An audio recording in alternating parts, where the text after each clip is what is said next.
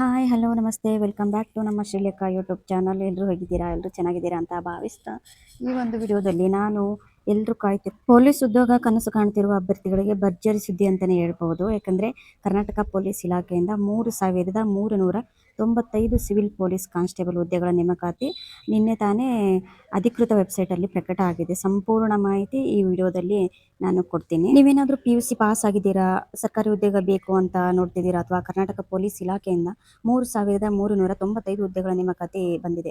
ವೇತನ starting ಸ್ಯಾಲ್ರಿನೇ 37,500 ಇಂದನೇ start ಆಗ್ತದೆ.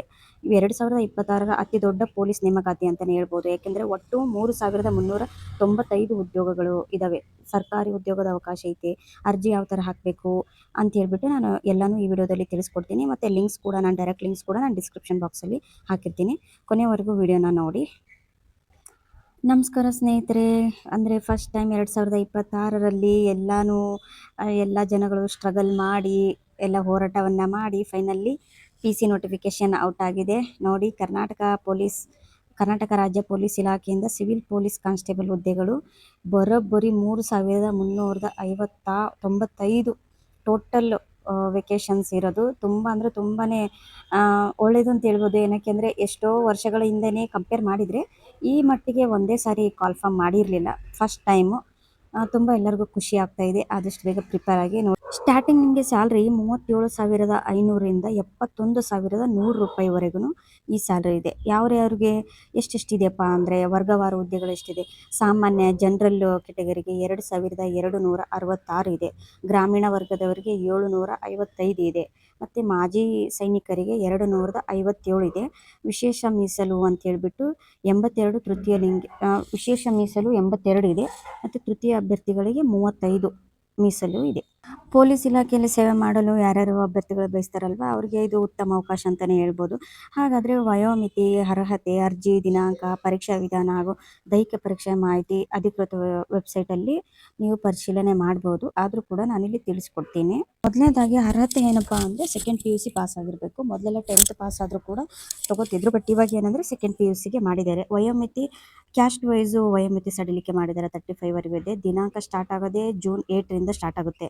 ಪರೀಕ್ಷಾ ವಿಧಾನ ಅಂದರೆ ಲಿಖಿತ ಪರೀಕ್ಷೆ ಇರುತ್ತೆ, ಮತ್ತು ಫಿಸಿಕಲ್ ಇರುತ್ತೆ, ಆಮೇಲೆ ಮೆಡಿಕಲ್ ಇರುತ್ತೆ. 3 ಥರದ ಇರ್ತದೆ. ಅರ್ಜಿ ಸಲ್ಲಿಸಲು ಪ್ರಾರಂಭ ದಿನಾಂಕ 8/6/2026. ಆನ್ಲೈನ್ ಮುಖಾಂತರ ಅರ್ಜಿ ಸಲ್ಲಿಸೋದಕ್ಕೆ 3/7/2026. ಶುಲ್ಕ ಪಾವತಿ ಮಾಡೋದಕ್ಕೆ ಲಾಸ್ಟು 4/7/26 ಇದೆ. ಮತ್ತು ಎಕ್ಸಾಮ್ ಕೂಡ ಆಗಸ್ಟ್ 2 ಅಂತ ಹೇಳ್ತಿದ್ದಾರೆ. ಎಕ್ಸ್ಟೆಂಡ್ ಆಗ್ಬೋದು, ಆಗದೇನೂ ಇರಬಹುದು. ಆಲ್ಮೋಸ್ಟು ಎಲ್ಲರೂ ಓದಿದ್ದಾರೆ. ಇನ್ನು ಚೆನ್ನಾಗಿ ಓದಿ ಇನ್ನು 1-2 ಮಂತ್ಸ್ ಅಂತಲೇ ಹೇಳ್ಬೋದು. ಅಷ್ಟರೊಳಗಡೆ ಎಲ್ಲ ಸಬ್ಜೆಕ್ಟನ್ನು ಕವರ್ ಮಾಡಿಕೊಂಡ್ರೆ ನಿಮಗೆ PC ಆರಾಮ್ಸೆ ಸೆಲೆಕ್ಟ್ ಆಗ್ತದೆ ಅಂತ ಹೇಳಿ. ಕ್ವಶನ್ ಪೇಪರ್ ಯಾವ ಥರ ಇರುತ್ತೆಪ್ಪ ಅಂದರೆ ಸಾಮಾನ್ಯ ಜ್ಞಾನ ಇರ್ತದೆ, ಸಾಮಾನ್ಯ ವಿಜ್ಞಾನ ಇರ್ತದೆ, ಭೂಗೋಳ ಇರ್ತದೆ, ಇತಿಹಾಸ ಇರ್ತದೆ, ಭಾರತ ಸಂವಿಧಾನ ಇರ್ತದೆ, ರಾಷ್ಟ್ರೀಯ ಸ್ವಾತಂತ್ರ್ಯ ಚಳವಳಿ, ಮಾನಸಿಕ ಸಾಮರ್ಥ್ಯ ಮೆಂಟಲ್ ಎಬಿಲಿಟಿ, ನೈತಿಕ ಶಿಕ್ಷಣ. ಇಷ್ಟು 100 ಮಾರ್ಕ್ಸ್ಗೆ ಇರ್ತದೆ. 100 ಮಾರ್ಕ್ಸ್ಗೆ ಅಂದರೆ 90 ಮಿನಿಟ್ಸ್ ಇರ್ತದೆ. ಯಾರಾದರೂ ಮತ್ತು ಇದರಲ್ಲಿ ನೆಗೆಟಿವ್ ಮಾರ್ಕ್ಸ್ ಕೂಡ ಇದೆ 0.25, ಅದು ಕೂಡ ಕನ್ಸಿಡರ್ ಮಾಡಬೇಕಾಗುತ್ತೆ. ಎಲ್ಲ ಲಿಖಿತ ಪರೀಕ್ಷೆಯಲ್ಲಿ ಯಾರು 1:5 ಪಾಸಾಗಿರ್ತಾರಲ್ವ ಅವರಿಗೆ ಮತ್ತು ಫಿಸಿಕಲ್ ಟೆಸ್ಟ್ ಇರುತ್ತೆ. ಫಿಸಿಕಲ್ ಟೆಸ್ಟ್ ಆದಮೇಲೆ ಕೂಡ ಮತ್ತು ಮೆಡಿಕಲ್ ಟೆಸ್ಟ್ ಕೂಡ ಇರುತ್ತೆ ಅವರಿಗೆ. ನಾನು ಎಲ್ಲ ಲಿಂಕ್ಸ್ನು ನನ್ನ ಡಿಸ್ಕ್ರಿಪ್ಷನ್ ಬಾಕ್ಸಲ್ಲಿ ಹಾಕಿರ್ತೀನಿ.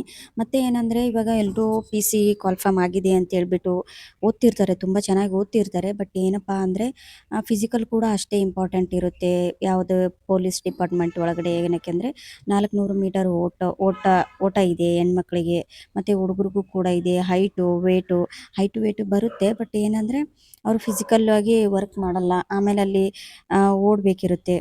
ಪುರುಷರಿಗೆ ಕನಿಷ್ಠ ಎತ್ತರ 168 ಇದೆ. ಆಮೇಲೆ ಕನಿಷ್ಠ ಎದೆ ಸುತ್ತಳತೆ 86 ಇದೆ. ಮತ್ತು ಮಹಿಳೆಗೆ 157 ಇದೆ. ತೂಕ 45 kg ಇದೆ ನೋಡಿ. ಮತ್ತು ಅದು ಯಾರಾದರೂ ಕರ್ನಾಟಕ ಅರಣ್ಯ ಪ್ರದೇಶಗಳಲ್ಲಿ ವಾಸಿಸುತ್ತೆ ಬುಡಕಟ್ಟವರಿಗೆ ಸ್ವಲ್ಪ ಎಕ್ಸ್ಟೆಂಡ್ ಇದೆ. ನಿಮ್ಗೇನಾದರೂ for the first time HK and non HK ಇಬ್ರಿಗೂ ಒಂದೇ ಸಾರಿ ಎಕ್ಸಾಮ್ ನಡೆಸ್ತಿದ್ದಾರೆ. ಯಾವ ಥರ ಇರುತ್ತೆ ಅಂತೇಳಿ ಗೊತ್ತಿಲ್ಲ. ಇಬ್ರಿಗೂ ಒಂದೇ ಎಕ್ಸಾಮ್ ಇರುತ್ತೆ. ನಿಮ್ದು ಏನಾದರೂ ಕನ್ನಡ ಮಾಧ್ಯಮ ಆಗಿದ್ರೆ ಕನ್ನಡ ಮಾಧ್ಯಮವನ್ನು ಡಾಕ್ಯುಮೆಂಟ್ಸ್ನ ಅಪ್ಲೋಡ್ ಮಾಡಿ. 371J ಇದ್ದರೆ 371Jನ ಅಪ್ಲೋಡ್ ಮಾಡಿ. ಏನಕ್ಕೆ ಅಂದರೆ ನೀವು 371ನಲ್ಲಿ ಬಂದರೆ ನಿಮಗೆ ಅದರಲ್ಲಿ ಪೋಸ್ಟ್ ಕೊಡ್ತಾರೆ, ಅದರಲ್ಲಿ ಬಂದಿಲ್ಲ ಅಂದರೆ ನಿಮಗೆ HKದಲ್ಲಿ ಕೊಡ್ತಾರೆ. ಆ ಥರ ಯಾಕಂದರೆ ಒಂದೇ ಅಪ್ಲಿಕೇಶನ್ ಎರಡೆರಡು ಅಪ್ಲಿಕೇಶನ್ ಹಾಕೋ ಅವಶ್ಯಕತೆ ಕೂಡ ಇಲ್ಲ. ಲಾಸ್ಟ್ ಡೇಟ್ವರೆಗೂ ವೇಟ್ ಮಾಡಬೇಡಿ, ಆದಷ್ಟು ಬೇಗ ಅಪ್ಲಿಕೇಶನ್ನ ಹಾಕೋದಕ್ಕೆ ಸ್ಟಾರ್ಟ್ ಮಾಡಿ. ಏನಕ್ಕೆ ಅಂದರೆ ಆಮೇಲೆ ಸರ್ವರ್ ಬ್ಯುಸಿ ಎಲ್ಲ ತೋರಿಸುತ್ತೆ. ಅದಕ್ಕೋಸ್ಕರ ಆದಷ್ಟು ಬೇಗ ಅಪ್ಲಿಕೇಶನ್ನ ಹಾಕಿ.